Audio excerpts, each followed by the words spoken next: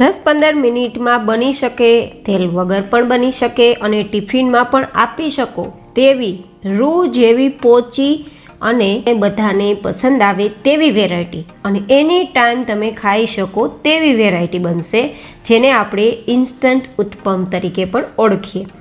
તો આ ઉત્તપમ બનાવવા માટે કેવું બેટર હોવું જોઈએ, કેટલી કન્સિસ્ટન્સી હોવી જોઈએ, બનાવતી વખતે ગેસની ફ્લેમ કેટલી હોવી જોઈએ અને તવો કેટલો ગરમ હોવો જોઈએ, આ બધી ટિપ્સ ખૂબ જ જરૂરી છે. તો જ પરફેક્ટ ઉત્તપમ તૈયાર થાય છે. તો ચલો રેસીપી શરૂ કરીએ. તો સૌથી પહેલો આપણો પ્રશ્ન રહેશે કે ફટાફટ આપણે ઉત્તપમ તૈયાર કરવા માટે બેટર કેવી રીતે તૈયાર કરવું. તો તેમનો જવાબ છે, આપણે એક મિક્સર જાર લેશું અને ફટાફટ ઉત્તપમ તૈયાર કરવા માટે આપણે રવાનો ઉપયોગ કરીશું. જો દાળનો ઉપયોગ કરશું તો તેમાં સમય લાગશે, બટ રવામાં સમય બિલકુલ નથી લાગતો. તો મેં અહીંયા 2 કપ જેટલો રવો લીધો છે. તમે સૂજી પણ લઈ શકો છો, જે ઘરમાં હોય તે લઈ શકો છો. નાની મોટી સૂજી, નાનો મોટો રવો પણ લઈ શકો. અને હવે જે કપથી રવો લીધો છે ને તે જ કપથી 2 કપ જેટલું ખાટું દહીં લેવાનું છે. અહીંયા ખાસ જોવાનું, જેટલો રવો છે તેટલું જ દહીં છે, પણ દહીં એકદમ ખાટું છે. જો ખાટું ના મળે તો તમારે 3-4 ચમચી જેટલો લીંબુનો રસ અથવા વિનેગારનો પણ ઉપયોગ કરવાનો રહેશે. બટ મારી પાસે ખાટું દહીં છે ને, તો હું અહીંયા વિનેગાર કે લીંબુના રસનો ઉપયોગ નથી કરતી. હવે આપણે ટેસ્ટ પ્રમાણે આમાં નમક ઉમેરી દઈશું. તો 2 નાની ચમચી જેટલું નમક ઉમેરું છું અને પછી તેની લીડ ઢાંકી અને એકદમ સરસ ગ્રાઇન્ડ કરીશું, જ્યાં સુધી આપણું બેટર સ્મૂધ કન્સિસ્ટન્સીમાં ના આવી જાય.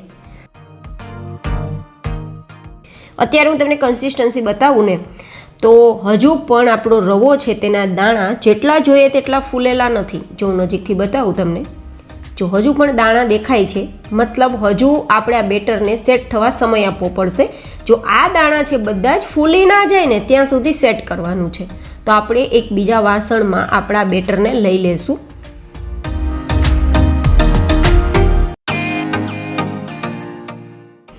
આ રીતે આપણે બેટરને હવે થોડી વાર માટે હાથથી ચલાવશું, સ્ટર કરશું. તમે અહીંયા સ્પેચ્યુલાનો અથવા તો વિસ્કનો પણ ઉપયોગ કરી શકો છો, બટ હાથથી આ રીતે ફેટવાથી જેટલું બેટર છે તેની વ્હાઇટનેસ આવવી જોઈએ તે વ્હાઇટનેસ આવી જશે, એકદમ સફેદ થઈ જશે. આ રીતે થોડીવાર 2 મિનિટ માટે તમે ચલાવશો ને તો અત્યારે કન્સિસ્ટન્સી જુઓ, હજુ પણ રવાના દાણા આપણે દેખાય છે. તો આપણા બેટરને 15 મિનિટ માટે ઢાંકીને સાઈડ પર રાખવું ખૂબ જ જરૂરી છે, કારણ કે આપણે રવામાંથી બનાવીએ છીએ. રવાને ફૂલવાનો સમય દેવો જરૂરી છે, તો જ દાણા ફૂલશે અને બેટર સારું બનશે. તો એ બેટર ફૂલે છે ત્યાં સુધીમાં આપણે એક સ્પેશિયલ ચટણી બનાવી લઈએ, જે આ ઇન્સ્ટન્ટ ઉત્તપમ સાથે ખૂબ જ મજા આવશે.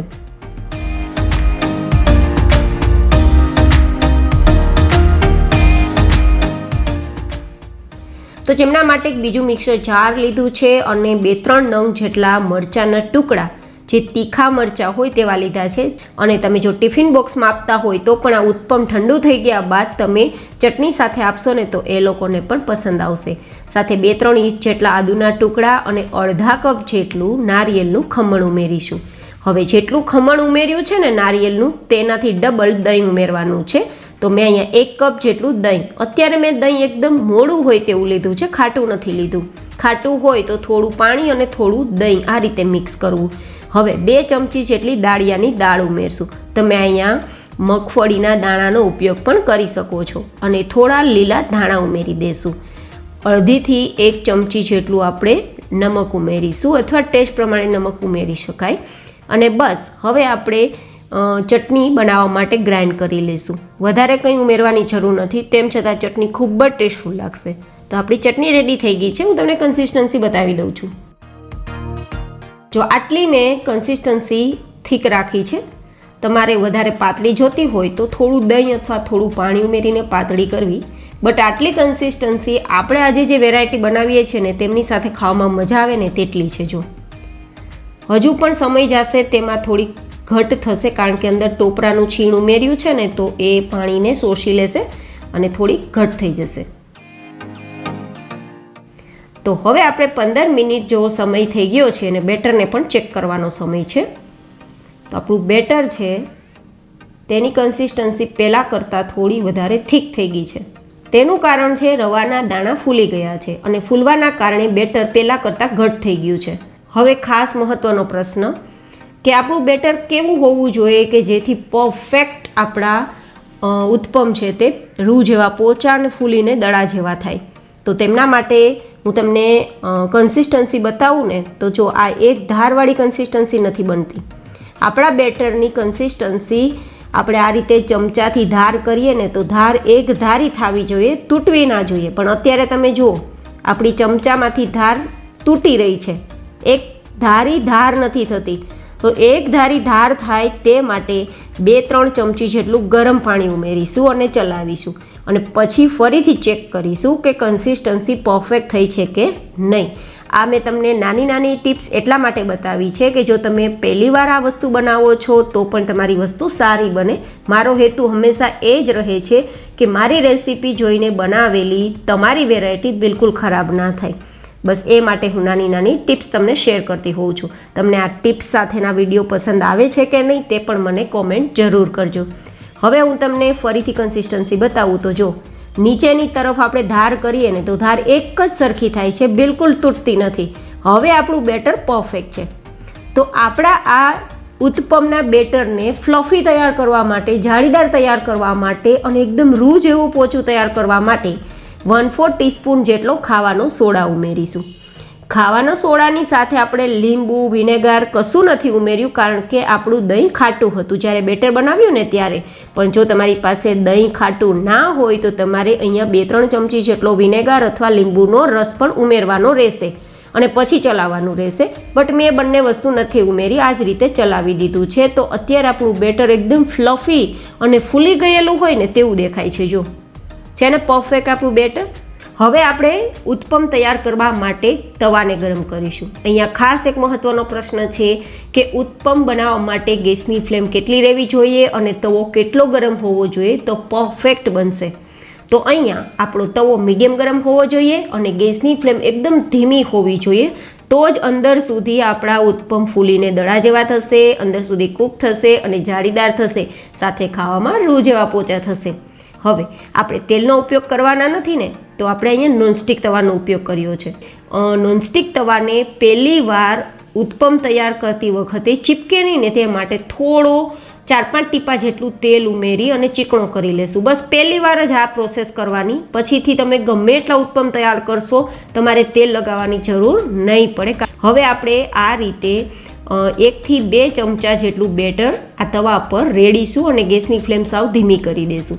હવે તમે જોઈ શકો છો કે હું જે રીતે બેટરને ઉપર રેડી રહી છું ને તો બેટર જાતે જ તવામાં ફેલાઈ રહ્યું છે. છતાં બસ 1 થી 2 રાઉન્ડ હલકા હાથે આપણે રાઉન્ડ સર્કલ કરવા માટે ફેરવવાનું જેથી એક સરખું સર્કલ થઈ જાય.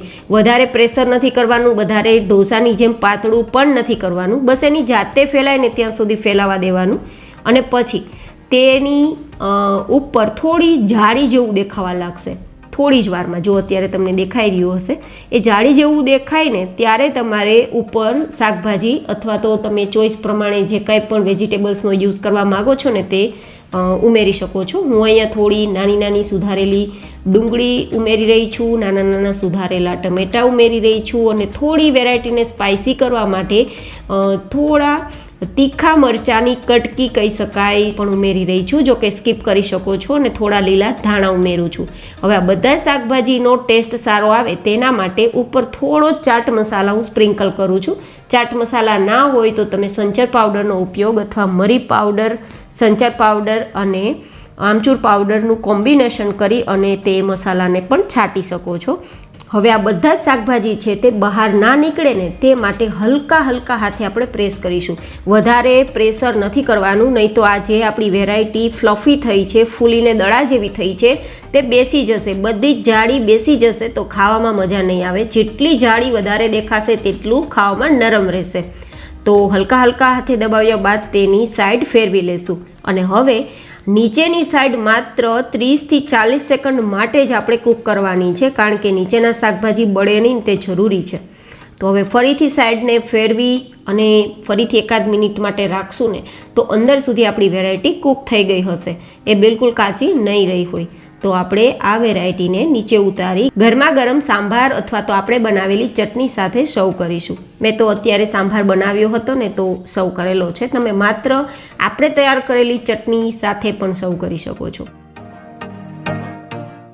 અને હવે હું તમને બતાવી રહી છું કે એકદમ બેન્ડવાળી અને તો સોફ્ટ છે અને આ રીતે હું ટુકડા કરું તો પણ આરામથી થઈ જાય છે. અંદરથી ફૂલ જાળીદાર તમને દેખાય છે. તો આટલું ટેસ્ટી ઉત્તપમ તમે ક્યારે બનાવો છો અને તમને આ રેસીપી કેવી લાગી કોમેન્ટમાં ફીડબેક જરૂર શેર કરજો. ફરી મળીશું એક નવી જ ઇન્ટરેસ્ટિંગ એન્ડ હેલ્ધી રેસીપી સાથે. ત્યાં સુધી stay happy, stay healthy, take care.